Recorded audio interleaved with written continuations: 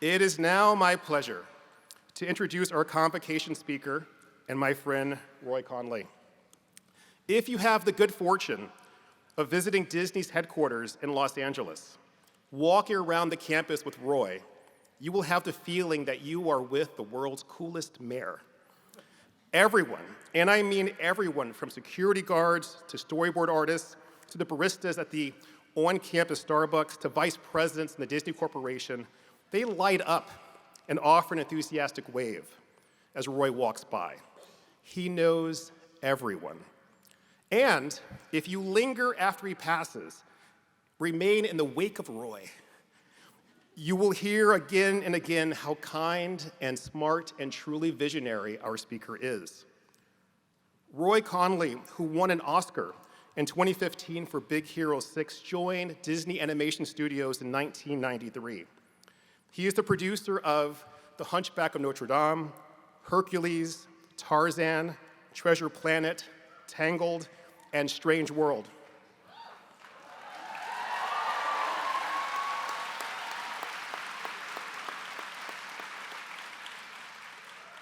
And as a member of the leadership team, the senior leadership team of Disney Animation Studios, he has been involved in the creation of every Disney Animation Studios film since 2010.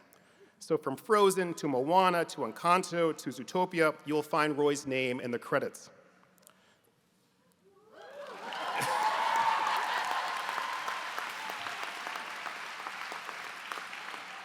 Roy is also a distinguished producer of nature documentaries. In addition to having the opportunity to tell stories that center tigers, polar bears, elephants, dolphins, penguins, and panda bears, he also has the unique ability to engage an A-list roster of talent. Having worked closely with Natalie Portman, Josh Gad, John Krasinski, and many, many more. And I urge you to sort of explore the range of Roy Conli's extraordinary artistry. It's tremendous. And at the moment, Roy is the lead producer of Disney Animation Studios' upcoming film Hexed, which will star Haley Steinfeld and Rashida Jones. And Hexed will open this November. So what's going to happen is that this is the next big blockbuster, that everyone will be talking about in November through the new year. So remember this moment. Remember this moment. So when everyone's talking about Hexed, you'll say, I know the guy. Please join me in welcoming your speaker, Roy Conli.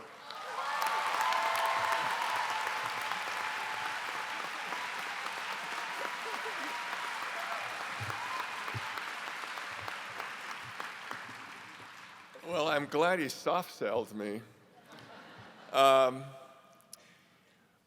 Thank you, Dean Young, Harvey. I want to thank the College of Fine Arts staff for putting this amazing event together. Yeah.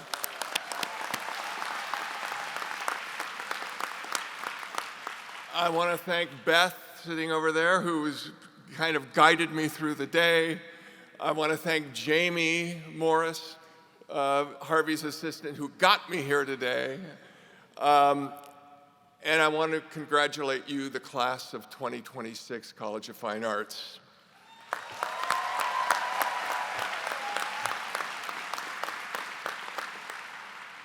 Truthfully, I could say 39 years ago, I would have never thought that I would be standing here today.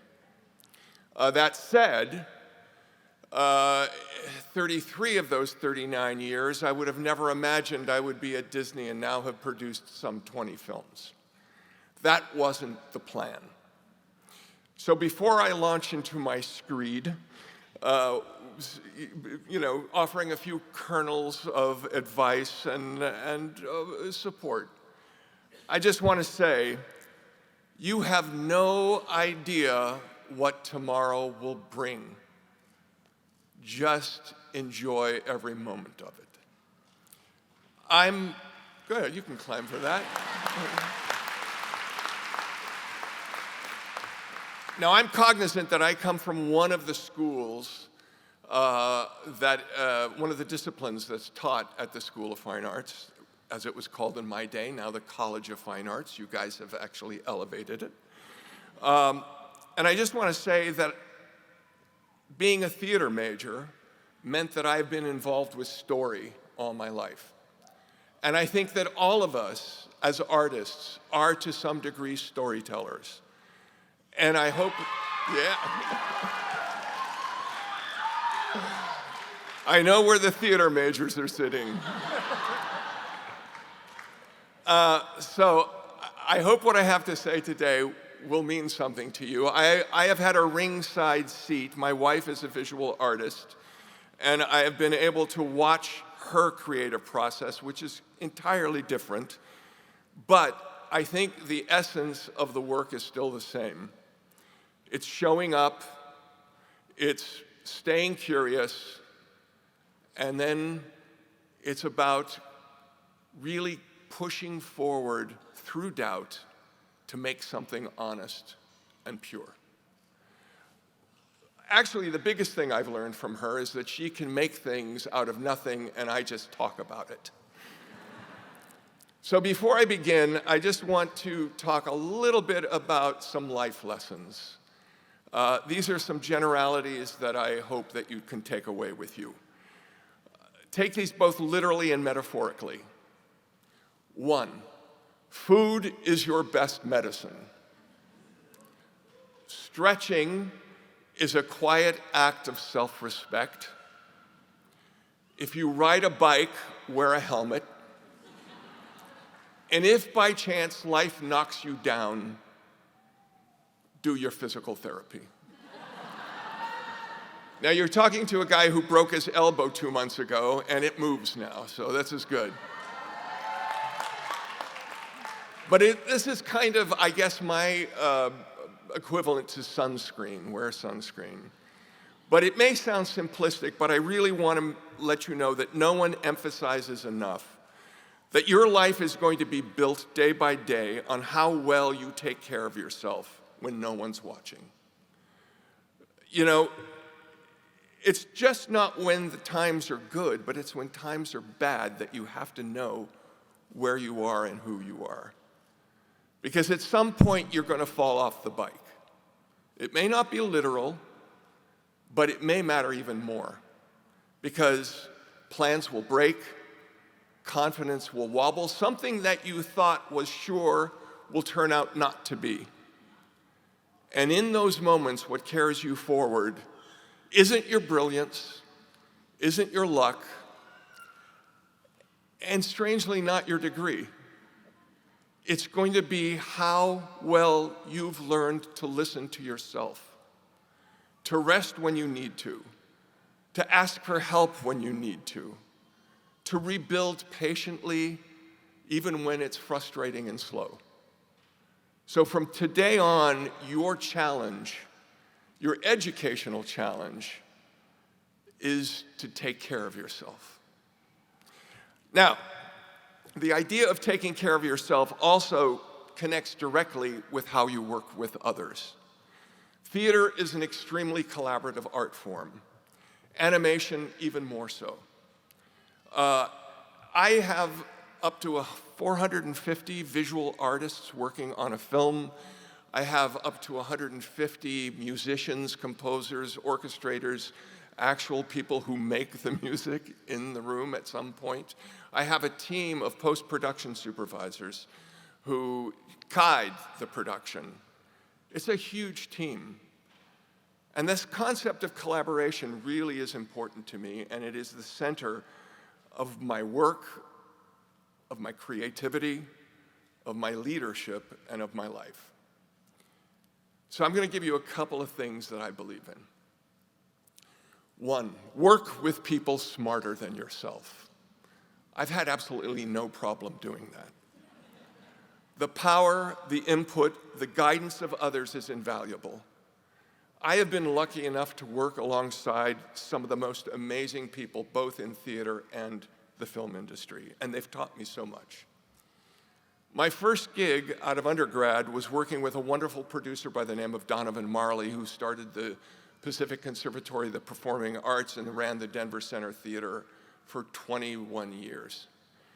And he taught me build a safe and a fun playground. And that's what I've done my entire life. Whether you are building a company or whether you're joining a company, it is your responsibility not just to succeed, but to help create an environment where people feel supported enough to take risks and supported enough to fail. Because the best ideas don't come from pressure, the best ideas come from play. A related idea came from an amazing man by the name of Bill Ball, who was the artistic director of the American Conservatory Theater in San Francisco. Bill was possibly one of the greatest theatrical directors of the latter part of the 20th century, and he was also one of the most creative and flamboyant individuals I've ever known. And he taught a concept called positation. Now, it's pretty simple. In essence, when you're working with another artist, the very first thing that you need to do is say yes. Whatever the impulse, even if you don't like it, you say yes.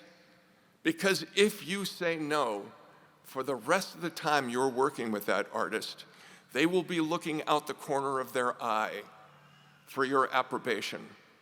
And it's their impulse you want, it's not yours. So work with people and practice positation. Similarly, Jacques Cartier, who was a teacher here, ran the MFA directing program, taught me impose as little as possible, speak as little as possible, and encourage as much as possible. It really is kind of a Zen approach to collaboration. Another of my professors here, the incredibly wise and very kind Tim Nicholson, took me aside one day, sat me down, and told me, find your posse. And now I hand this to you. This is probably one of the best pieces of advice I ever got. Find 5 people whose work you respect, whose honesty you trust, whose support you embrace, and probably the most important thing, who you know are looking out for your good. And always bring them into your work in progress. Have them see your work early. 5 colleagues who, when need be, will be brutally honest with you. That exercise of creative chiropractics will get you further emotionally and deeply and more truthfully. Now, I've practiced this at scale at Disney. Some of you may not know, it takes 4 years to make an animated film at the minimum, sometimes 6. And every 16 weeks, what we do is put together what we call the story reel. Sometimes it's called an animatic, sometimes the French call it, I love what the French call it, a story maquette, the model of the film. And essentially what we do is we put still pictures together with a temp voice track, a temp effects track, a temp music track, and we screen that as if you're looking at a film. And we ask all the people in the studio to come see that. And we get notes from everybody, but then we go into a room with all the directors, all the writers, and all the story artists, and basically have a download session for about 3 hours. And out of that, you have thematic questions being raised, you have plot questions being raised, essentially what's working, what's not working, and what's confusing. Well, this is the important part. You walk away with a plethora of ideas, but those ideas do not have to be implemented at all. What you have to look at is what are the commonalities of those ideas? What are the things that are questioning? And then you have to go away and make choices to fix them. You can steal a choice, that's not bad, but you have to find a choice to fix them. Now, this also connects to a statement that I find very powerful from Ed Catmull, who was one of the creators of Pixar and ran Disney Animation for about 13 years. He told me, people are more important than ideas. And he's absolutely true. Because a good idea in the hands of someone not so good, will flounder. But a mediocre idea in the hands of a great artist will just flourish. So make sure you focus on investing in people, building with people, and betting on people. Essential to the creative process is always making a choice. Recognize whether that choice works, and if it doesn't work, change it. Get in there, make the choice, and move. Failure is expected. Success evolves from failure. If you realize that you're on the wrong path, it is no great shame to shift. Don't be afraid to be wrong. And don't be afraid to ask stupid questions. I've made a career of that. Stupid questions get smart answers. And don't be afraid to ask or to say something stupid, because that's how you learn to say something smart. Acknowledge mistakes, but don't point the finger. Acknowledge what you know, what you don't know. Stay open and honest. But more than anything, encourage candor in yourself and others. Now, this actually reminds me of one amazing incident in my life where I got to meet several times, actually, because of his relationship with Pixar, Steve Jobs. And I actually got to take one of his famous walks with him, one of the highlights of my life. And Steve firmly believed in the serendipitous chance encounter.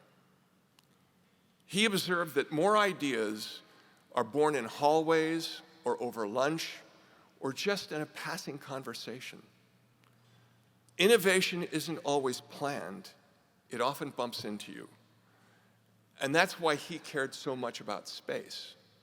And I have to say, coming into the building today, it was great. There are more student lounges there than I've ever seen. 40 years ago, there was no such thing as a student lounge. And just those places where you can connect, it's really great. Because essentially, sometime, the biggest opportunity you might ever have will start with a conversation that you didn't expect. I also want to talk in terms of the serendipitous chance encounter. And this is something I forgot to put in my speech, but you met all these people serendipitously 4 years ago. This is your team here. These are the people who are going to take you and help you through your career. So look to your left, look to your right, and embrace that. Oh, I just saw somebody look. That's good. Really know that it is your network, and use this network for the future.